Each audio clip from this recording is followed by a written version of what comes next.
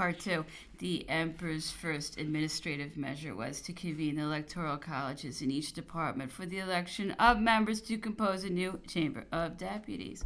He determined that his election should be again submitted to the national voice, not wishing to take advantage of his success to prop up an authority which could only be established by the wish of the nation freely expressed. When he again submitted this question to discussion, the Council of State had already deliberated on the act of abdication, exhorted at Fontainebleau, and declared it null.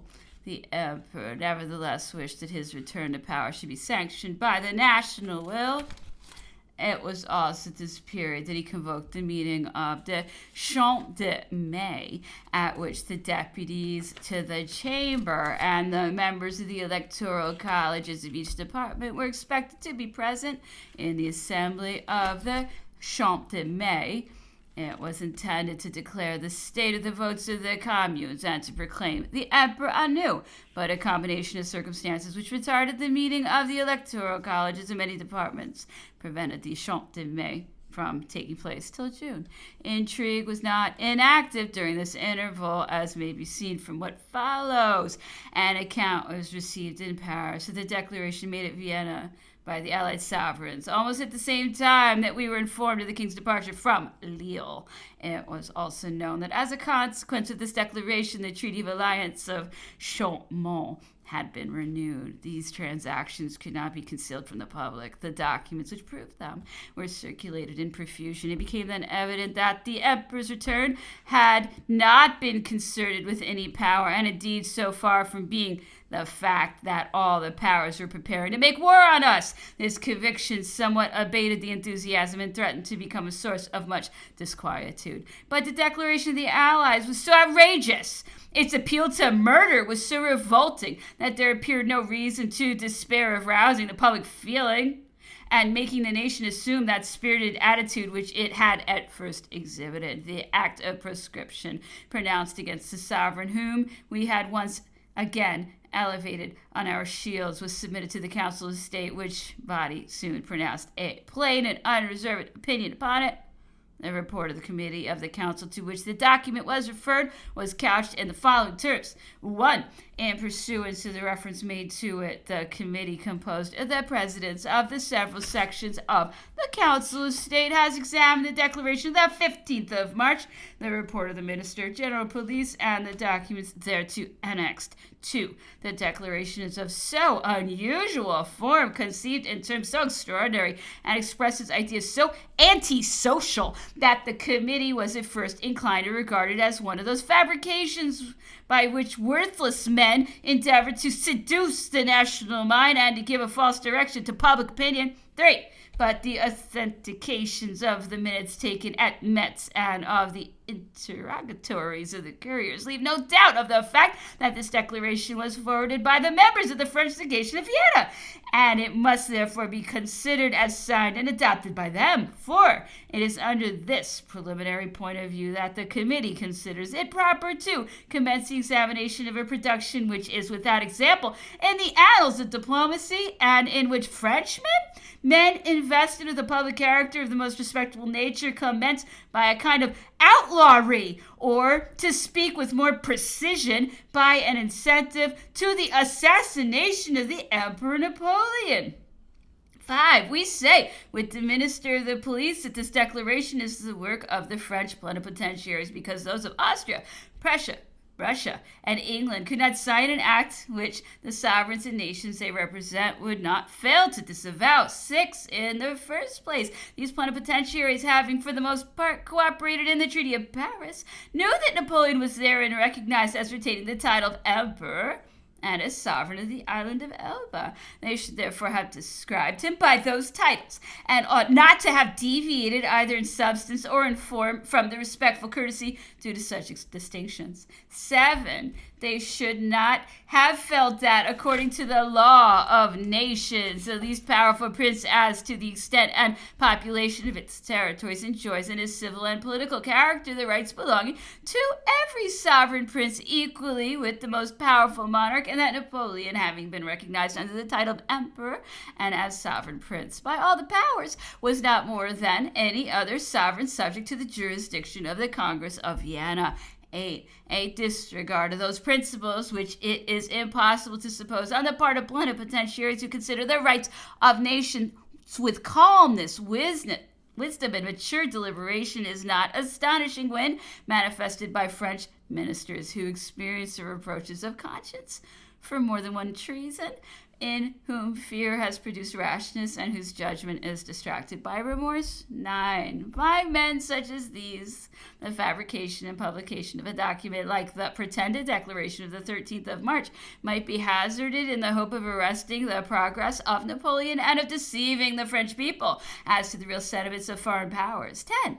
But it is not for them to judge, as that declaration does, of the merits of a nation which they have misrepresented, betrayed, and exposed to foreign aggression. 11. This brave and generous nation revolts at whatever bears the character of baseness and oppression. The ardor of its affection is heightened when their object is menaced or attacked by great injustice, but the assassination to which the Declaration of the 13th of March incites will find no arm to perpetrate it amongst the 25 millions of French, the majority of whom followed, guarded, and protected Napoleon from the Mediterranean to the capital, nor among the 18 millions of Italians, the 6 millions of Belgians, or the inhabitants of the banks of the Rhine, and the numerous people of Germany, who in this solemn conjuncture never pronounce his name, but with respectful recollection, nor in the bosom of the indignant English nation, whose honorable sentiments disavow the language that has audaciously been attributed to the sovereigns. 12. The people of Europe are enlightened. They judge of the rights of Napoleon, the rights of the allied princes, and those of the Bourbons. 13. They know that the Convention of Fontainebleau is a treaty between sovereigns. Its violations, the entrance of Napoleon on the French territory, like every infraction of a diplomatic act, like every hostile invasion, can only give occasion to a war of the ordinary kind, the result of which, as to personal consequences, merely is to conquer or to be conquered, to be free or a prisoner, as to possessions, to preserve them or to lose them, to increase them or to diminish them. And any design, any menace, any attempt against the life of a prince at war with another is a thing unheard of in the history of the nations and cabinets of Europe. 14. In the violence, in the fury, in the disregard of principles which characterize the Declaration of the 13th of March, may be recognized the envoys of the same prince, the instruments of the same council, which by the ordinance of the 9th of March in like manner placed Napoleon out of the pale of the law, which in like manner invited assassins to turn their poniards against him, and which in like manner offered a reward for his head. 15. And yet, what has Napoleon done? He has honored with his protection the men of all nations whom the infamous commission proposed to them had so grossly insulted. He has been moderate, generous, and a protector even to those who had devoted him to death. 16. When he spoke to General Excel's man marching towards the column which closely followed Louis Stanislas Savary, to General Count Erlon, who was to receive him at Lille, to General Clausel, who went to Bordeaux, where the Duchess d'Angoulême was, to General Grouchy on his departure to repress the civil troubles excited by the Duke d'Angoulême. In short, on every occasion, orders were given by the Emperor that persons should be respected and secured against any attack, danger, or violence during their passage through the French territory, and at the moment of their leaving it. 17. Nations and posterity will judge on which side has been exhibited during this great crisis respect for the rights of the people and of sovereigns, for the laws of war, their principles of civilization, and the maxims of civil and religious legislation. They will decide between Napoleon and the House of Bourbon. 18.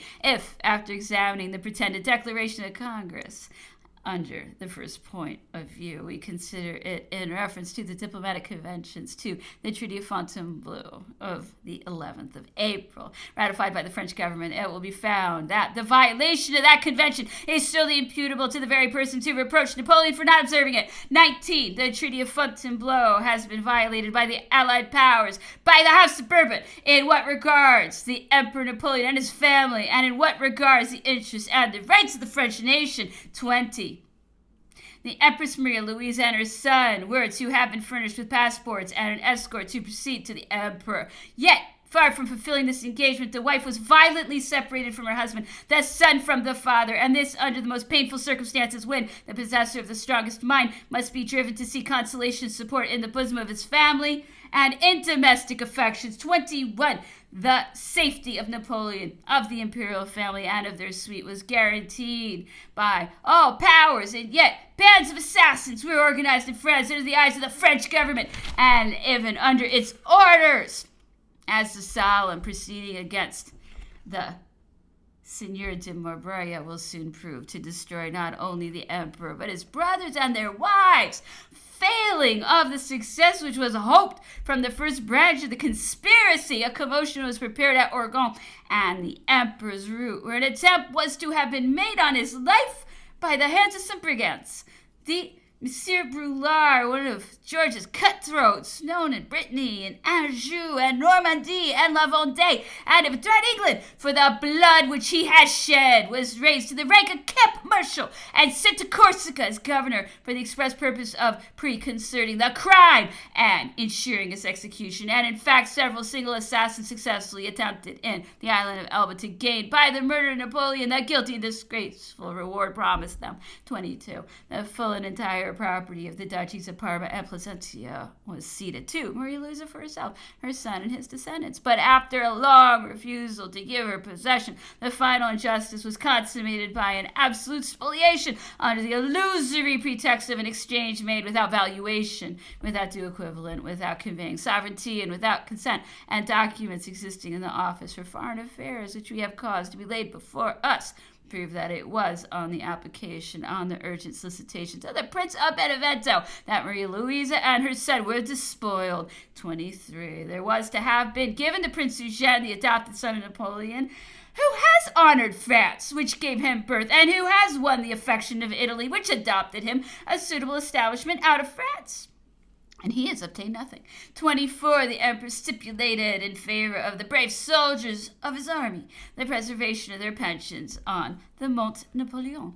He had reserved from the extraordinary domain and from the funds remaining out of a civil list the means of recompensing his servants and paying the soldiers who united themselves to his destiny. All, however, was taken from him and withheld by the ministers of the Bourbons. Monsieur Bresson, agent of the French soldiers, in vain proceeded to Vienna to claim for them a property of the most sacred description, the reward of their courage and their blood. 25. The preservation of the goods, movable and immovable, of the emperor's family was stipulated by the same treaty, and it has been taken from many of them by force of arms, to wit, in France by commissioned brigands, in Italy by the violence of military chiefs, and in both countries the sequestrations and seizures solemnly decreed. 26. The Emperor Napoleon was to receive 2 millions in his family, 250,000 francs per annum, according to the arrangement established by Article 6 of the treaty, and the French government constantly refused to fulfill this engagement, and Napoleon would soon have been reduced to the necessity of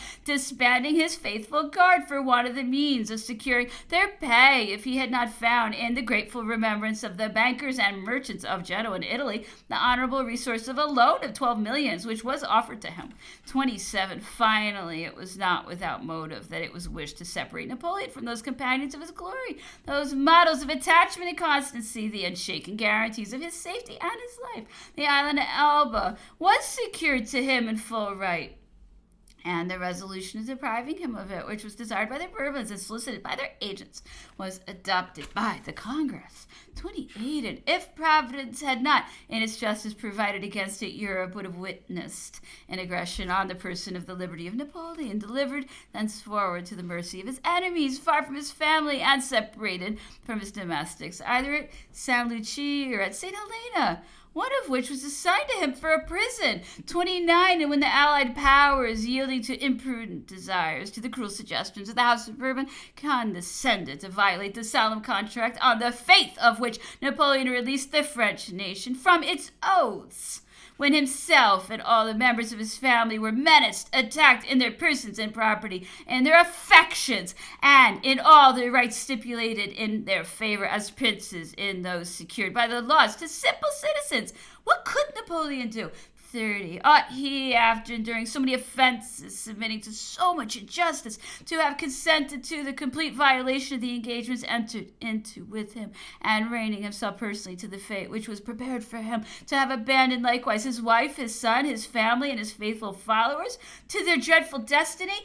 31. Such a resolution appears beyond human fortitude, and yet Napoleon would have taken it had the peace, the happiness of France, been the price of this new sacrifice. He would once more have devoted himself for the French people, from whom, as he was pleased to declare to Europe, he made it his glory to hold everything, to whom he wished to restore everything, but whom only he stood responsible for his actions, and for whom he was ready to lay down his life. 32. It was for the sake of France alone, and to save it from the evils of intestine war, that he abdicated the crown in 1814. He gave back to the French people the rights which he held from them. He left them free to choose a new monarch and to establish liberty and happiness on institutions capable of protecting both. 33. He hoped that the French nation would preserve all that it had acquired by 25 years of combats and glory, that it would enjoy the exercise of its sovereignty in the choice of a dynasty, and in stipulating the conditions according to which that dynasty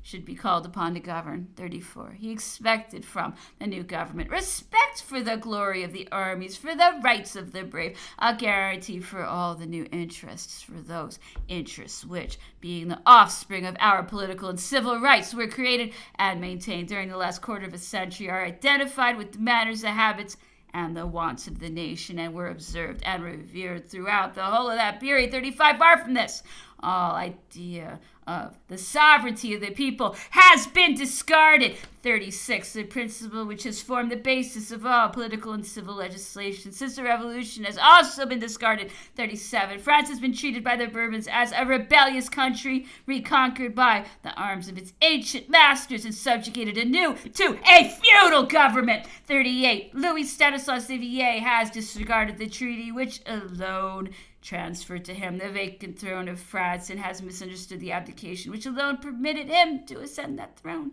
39. He pretended to have reigned 19 years, thereby insulting at once the governments established during that period, the people which had consecrated them by the suffrages, the army which defended them, and even the sovereigns who had recognized them in numerous treaties. 40. A charter drawn up, imperfect as it was by the Senate, has been entirely disowned. 41. A pretended constitutional law, as easy to elude as to revoke, in the form of a simple royal ordinance, was imposed on France without consulting the nation, without reference even to the bodies which had become illegal, but still were the phantoms of national representation. 42. And as the Bourbons decreed without right and promised without giving security, they have evaded without regard to good faith and executed without fidelity. 43. The violation of this pretended charter has been restrained only by the timidity of the government. The extent of the abuse of authority has been limited only by its weakness. 44. The breaking up of the army, the dispersion of its officers, the exile of many, the degradation of the soldiers, the suppression of their endowed funds, the withholding of their pay or retiring pensions, the reduction of the allowances of the legionary corps, the deprivation of military honors, the preeminence given to the declarations of the feudal monarchy, the contempt displayed towards the citizens, again described by the terms third estate, the robbery planned and already commenced of the holders of national property, the consequent depreciation of the value of that which the owners found it necessary to sell, the return to the feudal system in its titles, its privileges, its profitable actions, the establishment of ultramontane principles, the abolition of the liberties of the Gallican Church, the suppression of the Concordat, the reimposition of titles, the growing intolerance of the exclusive religious establishment, the domination of a handful of nobles over a people accustomed to equality, which is what the Bourbons were doing and wished to do for France. 45. It was under those circumstances that Napoleon quitted the island of Elba. They formed the motive of the resolution he adopted, and not the consideration of his personal interests, so weak in his estimation when compared with the interests of the nation to which he has devoted his existence. 46. He has not brought war into the bosom of France. He has, on the contrary, extinguished the war which the proprietors of national property, forming 4/5 of the French landowners, would have been compelled to wage against their spoliators. The war which the citizens oppressed, debased, and humiliated by the nobles would have been forced to declare against their oppressors. The war which the Protestants, the Jews, and men of different religious persuasions would have been driven to maintain against their persecutors. 47. He came to deliver France and as a deliverer, he has been received. 48, he arrived almost alone. He traversed 220 leagues of the country without meeting an obstacle, without a combat, and he repossessed himself without resistance in the midst of the capital and of the acclamations of the immense majority of citizens of the throne, deserted by the Bourbons, who in the army, in their household, amongst the National Guards, or amongst the people, could not find one arm willing to attempt to maintain them upon that throne. 49, and now replaced at the head of the nation, which had already chosen him 3 times, and has just nominated him a 4th time by the reception given him during his march and his rapid and triumphant arrival of this nation, by which, and for the interest of which he alone would reign. What does Napoleon desire? 50. That which the French people desire, the independence of France, eternal peace, peace with all nations, the execution of the Treaty of Paris of the 30th of May, 1814. 51. What then is changed as to the future in the state of Europe, and in the hope of the repose which was promised at?